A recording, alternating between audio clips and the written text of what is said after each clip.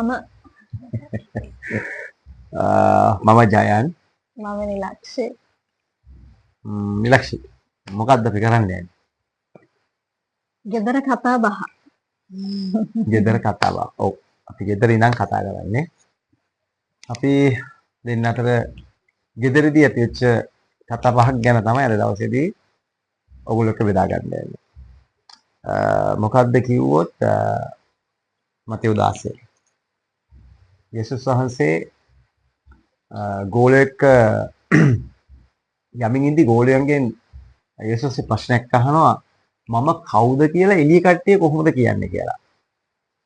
මොකද මේක අපි කරන්න හේතුව මොකද අපිටත් තියෙන ප්‍රශ්නේ මොකද අපි සියලු දෙනාම යේසුස් වහන්සේගේ අනුගාමිකයන් නැත්නම් යේසුස් වහන්සේගේ සුභාරංචිය එළියට ගෙන යන කට්ටිය. ඉතින් අපිත් අහන ප්‍රශ්නයක් තමයි එයා කවුද කියන එක. ඉතින් ගෝලියෝ වට මතක ඇති. කිව්වනේ ගෝලෙන් අහනවා එයා කවුද කියලා. මොකෝ උත්තර දෙන්නේ මතකද ඔයාලට? එක එක්කෙනා එක උත්තර දෙනවානේ.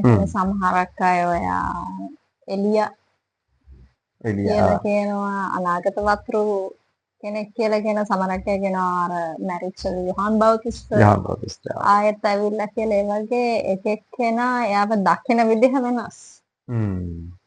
දකින විදිහ වෙනස්. ඔව්. ඊට පස්සේ ඒක තමයි මම දකින්නේ යේසුස් වහන්සේ ගෝලයන්ගෙන් අහනවා ඔයගොල්ලෝ මං ගැන මොනවද හිතන්නේ කියලා. මොකද අපි කට්ටියට කියන්න කලින් අපි අපිට මොකද නැක්ෂි යේසුස් වහන්සේ සියල්ල දැනගෙන මේ පොළොවට ආවේ. යේසුස් වහන්සේට මිනිස්යන්ගේ හිතේ තියෙන දේ දැනගන්න අවශ්‍යතාවයක් නැහැ. මොකද උන්වහන්සේ දෙවියන් වහන්සේ. ඒතර ඇත්තටම අපි එළියට යන්න කලින් අපි දැනගන්න ඕන අපි දේශනා කරන කෙනා අපිට කවුද කියන එක. මේක ඉතාමත් වැදගත්. මම දකින්නේ ඒක තමයි යේසුස් වහන්සේ පෙන්වන්න යන්නේ අපේ දේශනා කරන කෙනාම කවුද කියන එක. ඇත්තටම කවුද? අපි යේසුස් වහන්සේ කියන්නේ කවුද? මට යේසුස් වහන්සේ කවුද කියලා හිතද්දී මතක් වෙන්නේ කියන්නේ දැන් අර අපි කතා කරා වගේ වචනෙම ලියලා තියෙද්දි ප්‍රශ්න කරද්දී එක්කෙනාට එක මත තියනවා වගේ මේ ලෝකය ගත්තහම ජීසස් ක්‍රයිස්ට් කියද්දී හැම එක්කෙනාටම එක ආකාර view එකක් තියෙනවා. එක අය එක ආකාර විදිහට උන්වහන්සේලා දකිනවා.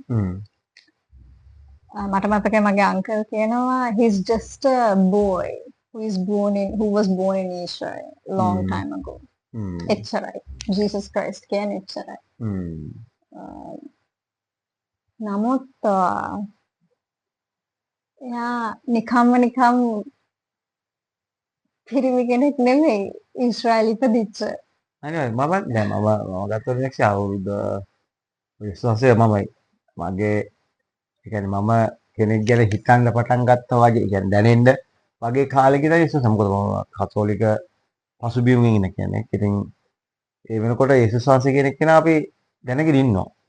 මොකද අවුරුදු 32ක් විතර යනකම් යේසුස් වහන්සේ කියන කෙනා ඇත්තටම මේ කියන්නේ මට ඇබ්සන්ට් කියන්නේ හොඳයි. යහපත් කියලා දන්නවා. එයා මේව කරලා අර වගේ. නමුත් එයා කියන එක්කෙනයි මම කියන කෙනයි අතර සම්බන්ධතාවයක් මම දැක්කේ නෑ. ඒ කියන්නේ එයා මම. එයා හොඳ කෙනෙක්. ඒ වගේ දෙයක් තමයි අතර මේ මට තිබුණේ. නමුත් අපි ඒ ගැන කල්පනා කරද්දී දෙවිගොල්ලෝ අපි දන්නවා දෙවිවරු කිව්වහම මේ ගොඩක් ඉන්නවා. හැම රටක්ම ගත්තොත් ඒ රට ඇතුළෙත් ඉන්නවා ගොඩ දෙනෙක් ඉන්නවා. එතකොට ජීසස් ක්‍රයිස්ට් කියන කෙනා ඒ දෙවිගොල්ලෝ අතරින් එක්කෙනෙක් නෙමෙයි.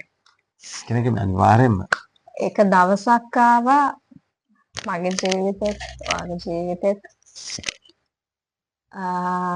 දවසක් ආවා මේ ජීසස් ක්‍රයිස්ට් කියන කෙනා යේසුස් වහන්සේ කියන කෙනා the one. එයා තමයි ඒ කෙනා. එදායින් පස්සේ එයා තමයි එක්කෙනා කියන එක ස්ථීර වුණා මිසක් අඩු වුණේ නැහැ. කියන්නේ අස්ථීරත්වයකට ආවේ නැහැ. ඒක සැකයකට ගියේ නැහැ. ඇත්තට මටත් මතක වෙන්නේ අවුරුදු 32 තමයි ඇත්තටම යේසුස් වහන්සේ ගැන හරි එයා කවුද කියන එක හරියටම මට ප්‍රකාශ වෙන්න ගන්නේ අවුරුදු 32. ඒක කොහොමද උනේ කියන එක අපි ඉදිරියේ කතා කරගෙන යනකොට අපි කතා කරමු ලස්සන කතාවක්. මගේ යාළුවෝ කට්ටියක් එක්ක මම අපි ලෝකයේ විදිහට හැසිරෙමින් ඉන්න කාලයක තමයි මේ සිදුවීම සිද්ධ වෙන්නේ. අපි ඒක වෙන දවසක කතා කරමු. ඇත්තටම එතනදී මම කිව්වා වගේ මට තිබුණේ මගේ ජීවිතේ තිබුණා. යේසුස් වහන්සේගේ ජීවිතේ තිබුණා. මම යා ගැන දන්නවා. නමුත් මේ 32 අවුරුදු 32 මෙයා හම්බුනාට පස්සේ තමයි ඇත්තටම මම දැක්කේ මම කවුද කියන එක. අදටත් ඔයා දන්නවා මගේ අම්මා ගැන ඔයා ගිහිල්ලා අහුවොත් කවදාවත් අම්මා කියන්නේ මගේ පුතා හොඳයි. එයා හරි හොඳ කෙනෙක් කියන එක. ඒක වාට කියන්න ඕනේ. ඔයාට අම්මා කියලා ඇති මගේ පුතා හොඳ කෙනෙක් කියන එක. ඒ කියන්නේ නමුත් ඇත්තටම මම තමයි දැනගෙන හිටියේ මම කවුද කියන එක. කියන්නේ අපි ලෝකයට කොච්චර අපේ නමුත් ඒ දැනන් හිටියත් එහෙම හිටියත් මම හොඳයි කියන තැන තමයි හිටියේ. ඒක මම කියන්නේ මට ඒගොල්ලෝ දැක්ක මටත් පර්සනලි මමත් හිතුවේ මම හොඳ කෙනෙක් කියන එක. නමුත් ඒක මේ වාට මම විස්තර කරගෙන හිටියේ අවුරුදු 32 ප්‍රකාශ වීමත් සමග මට මාව අලුත් විදිහකට දකින්න ගත්තා. ඇත්තටම අලුත් විදිහකට දකින්න ගත්තා කියන්නේ මං ගැන ලැජ්ජ වෙන්න ගත්තේ ඒතකොට තමයි. ඒ කියන්නේ මම මෙච්චර අයහපත් මෙච්චර විකට් කියලා කියන්නේ හරිම දුෂ්‍ය හදවතක් තියෙන කෙනෙක් නේද මම කියන එක මම දකින්න ගත්තේ ඇත්තටම අවුරුදු 32 පස්සේ මේ යේසුස් වහන්සේ අදටත් මම උන්වහන්සේ ගැන දැනගැනීමෙන් යදින ගැනීමෙන් යන මේ ගමනේදී මම දකින්නේ කියන්නේ මගේ නේචර් එක මගේ ස්වභාවයම පෞකාරයි කියන එක තමයි මම දැන් ඇත්තට මම ලැජ්ජා වෙන්න ගත්තේ එතකොට. මොකද මම තමයි ඒ වෙනකොට තමයි මම දැනගන්නේ දැන් අදත් වෙනකොට මම දන්නවා. ඒ කියන්නේ මන් තුළ කිසි යහපතක් වාසය කළා නැහැ. පවුලතුමා රෝම පොතේ කියනවා. ඒ රියැලිටි එක දකින්න පුළුවන් මේ යේසුස් වහන්සේව හම්බුනාමයි. අනිවාර්යයෙන්. ඒකට මම කියන්නේ ඔයා කිව්වගේ අර මේ ලෝකේ හැම නැත්නම් අර කාපට් එක යටට අපි දූවිලි ටික අතු ගගා ඉන්නා වගේ අපි කුණු ටික අපි කාපට් එක යට අතු ගගා එළිය ලස්සනට ඉන්නවා. ඒ කියන්නේ අපි ඇත්තටම කාපට් එක යට තියෙන දූවිලි ටික එළියට ගන්න ඒව දකින්නේ මෙයාව හම්බුනහමයි. අනිවාර්යයෙන් ඒක තමයි මම කියන්නේ. ඒ කියන්නේ හිතා ගන්න බැරි ස්වභාවයක් අපි තුල ඇති වෙනවා. අනිවාර්යයෙන්. මොකද පේත්‍රස් කිව්වේ මට මතක් වුණේ දැන් පේත්‍රස්නේ ওই ලිස්ට් එකෙන්ම හරිම උත්තරේ දෙන්නේ. ඔයා කවුද? යේසුස් වහන්සේ අහනවා පේත්‍රස්ගෙන් මම කවුද කියලා. එතකොට පේත්‍රස්ම හරිම උත්තරේ දෙන්නේ. ඒ කියන්නේ පේත්‍රස් කියනවා ඔයා ජීවමාන දෙවියන් වහන්සේගේ පුත්‍රයා කියලා. ඇත්තටම මේක තමයි උන්වහන්සේ මම විශ්වාස කරන අපේ ජීවිතවලදී අපි මේ යන ගමනේදී අපි අවසාන වශයෙන් උන්වහන්සේ අපිට තේරුම් කරලා දෙන්න යන්නේ මේක තමයි. يعني මම ජීවමාන දෙවියන් වහන්සේගේ පුත්‍රයා.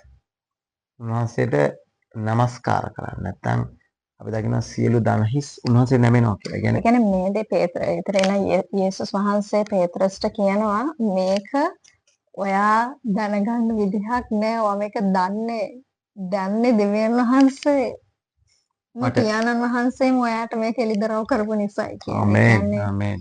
එතකොට මටත් දවසක් ආවා ජීසස් ක්‍රයිස්ට් කියන කෙනා නිකම් පිරිමි කෙනෙක් නෙමෙයි, නිකම් ටීචර් කෙනෙක් නෙමෙයි, හීලර් කෙනෙක් නෙමෙයි, දෙවිවරු සෙට් එකකින් එක්කෙනෙක් නෙමෙයි. නමුත් he is the one කියන එක එයා ඒක දුන්නා. අනිවාර්යයෙන්. ඊටමත් වැදගත් දෙයක්. ඇත්තටම කියන්නේ එයා කවුද කියන එක එයා අපිට එළිදරව් කරේ නැත්නම් අපිට මේක දැනගන්න හම්බ වෙන්නේ නැහැ.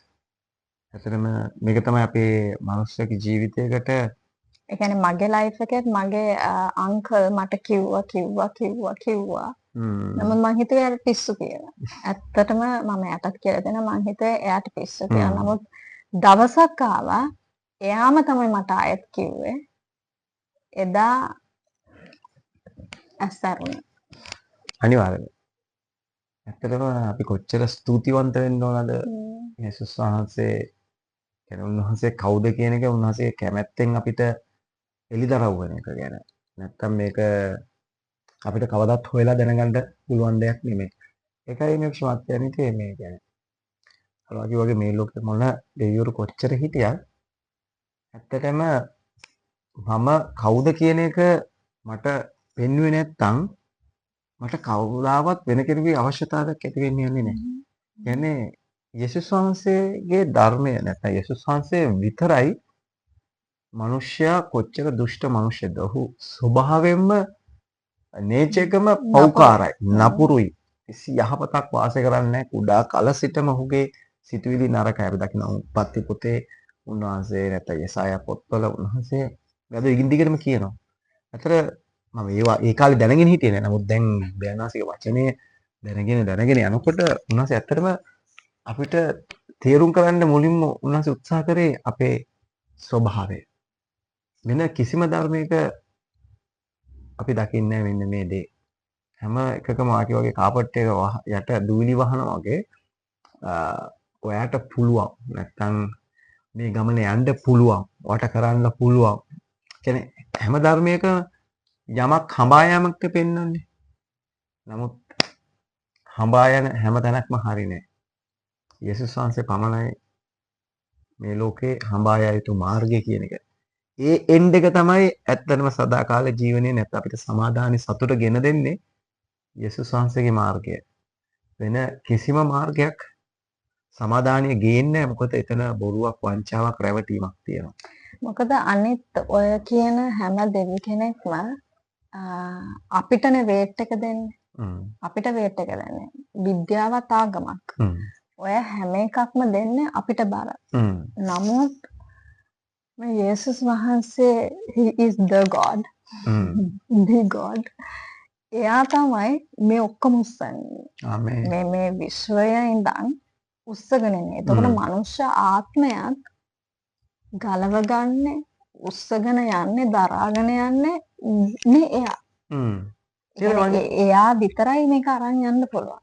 අනිවාර්යයෙන්. ඒක තමයි කිතුණුගේ ජීවිතයේ රහස මේකයි. ඒකයි අපි නිදහස්. අනිවාර්යයෙන්. කිතුණුවේ කියන කෙනෙක් මේ ජීවිතයේ නිදහස් ලෙස හැසිරෙන්න පුළුවන් යේසුස් වහන්සේ නිසායි. ඒක මේ ලෝකේ යේසුස් වහන්සේව ප්‍රකාශ වුනේ නැති සියලු දෙනා නිදහස් නෑ. හරි බරක්, හරි කලකිරීමක්. ඒ කියන්නේ පුදුම බරකින් යන්නේ. මනස වෙහෙසීමකින් යන්නේ. නමුත් අපි දකින්නේ කිතුණුවේ තියෙන වෙනස මෙතන. මොකද යේසුස් වහන්සේ එයා ප්‍රකාශ වුණා විතරක් නෙමෙයි. එයා ප්‍රකාශ වුණ කෙනාව අරගෙන යනවා. එයා නිදහස් කරනවා. ඉතින් පේත්‍රස් කිව්වා වගේ එයා මේක එළිදරව් කරේ නැත්නම් අපිට දැනගන්න හම්බ වෙනවා. ඉතින් මේක සමහරට මෙහාන කට්ටිය සමහර අයට ප්‍රකාශ වෙලා ඇති. සමහර අයට උන්වහන්සේ ප්‍රකාශ වෙලා නැති වෙන්න පුළුවන් තවම. කෙසේ වෙතත් උන්වහන්සේ තමයි මාර්ගය. උන්වහන්සේ තමයි සත්‍ය. උන්වහන්සේ තමයි ජීවනය. ඉතින් ඔබට උන්වහන්සේ ප්‍රකාශ වෙලා තියෙනවා නම් ඒක එළිදරව් කරේ උන්වහන්සේගේ ආත්මයයි. නිසා උන්වහන්සේ අපේ ජීවිතේ එක කොටසක් නෙමෙයි. උන්වහන්සේ තමයි අපේ සම්පූර්ණ ජීවිතය. නෙමෙයි. මොකද හිතන්නේ? උන්වහන්සේ තමයි හැම තැනක්ම ආක්‍රමණය කරන්නේ. හැම තැනක්ම. ඉතින් ඇත්තටම අපේ යාඥාවෙන් අපේ ආඥාවෙන් අතර අපි කතා කරා වගේ. මේ අපි ආඥා කරමු කවුරු හරි කාට හරි උන්වහන්සේගේ ජීවිතයට එකතු කරගන්න ඕන නම් උන්වහන්සේට සියල්ල දෙන්න ඕන නම් ඒක තමයි. ඔබට දැනටමත් දෙවියන් වහන්සේ ප්‍රකාශ කරන කෙනෙක් නම් ඔබ දිගටම ඔබගේ ජීවිතය තුළ යේසුස් වහන්සේ වැඩිපුර හොයන්න. උන්වහන්සේගේ හස්තය මත රඳා පවතිමින් උන්වහන්සේගේ මාර්ගයේම යන්න උත්සාහ කරන්න. හැමතිස්සෙම උන්වහන්සේ ඉස්සරහා යටහත් වෙන්න. මේකයි උන්වහන්සේ අපෙන් ඉල්ලන්නේ. නමුත් ඔබට අපි මේ කියන ආකාරයටම යේසුස් වහන්සේව දැනව නැත්නම් අපි යාඥා කරමු. මොකද යේසුස් වහන්සේ එළිදරව් කරේ නැත්නම් කවදාවත් ඒ එළිදරව් උප්පෙන්නේ නැහැ. ඒ නිසා ඒක හොයලා දැනගන්න පුළුවන් දෙයක් නෙමෙයි. ඒක ස්වර්ගයෙන් එළිදරව් කරන දෙයක්. ඒ නිසා අපි යාඥා කරමුද? අපි යාඥා කරලා අපි අවසන් කරමු. අපි තවත් වීඩියෝකින් ළඟට අපි හම්බෙමු. right. ප්‍රේමයේ දෙවිදුනි අපි ඔබ වහන්සේට ස්තුති කරමින් ප්‍රශංසා කරනවා. අද දවසේදීත් ඔබ වහන්සේ අපේ ජීවිතේ ස්වාමීන් වහන්සේ නිසා අපි ඔබ වහන්සේට ස්තුති කරනවා. පියනේ ඔබ වහන්සේ අපේ ජීවිතේ පාර්ට් එකක් විතරක් නොවන නිසා ස්තුති කරනවා.